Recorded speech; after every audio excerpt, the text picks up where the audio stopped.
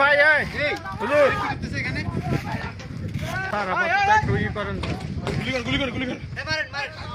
ভাই কি হয়েছে? 2 লক্ষ টাকা দিলে ভাঙবে বন্ধ করবে, কিন্তু 2 লক্ষ টাকা দিতে পারি না, এই জন্য ভাঙতে আছে। তাই ম্যাজিস্ট্রেট কি না নিয়োগ করে আমরা কিছুই জানি না, আমাদের কোনো কাগজ দেয় নাই, কোনো ডকুমেন্ট দেয় না, কোনো ডকুমেন্ট দেয় না। কেস আছে হ্যাঁ করবে টাকা দিলে টাকা চাইবে না, টাকা চাইবে না, বানটাইছে বাইকে দেবে, টাকা চাইবে না,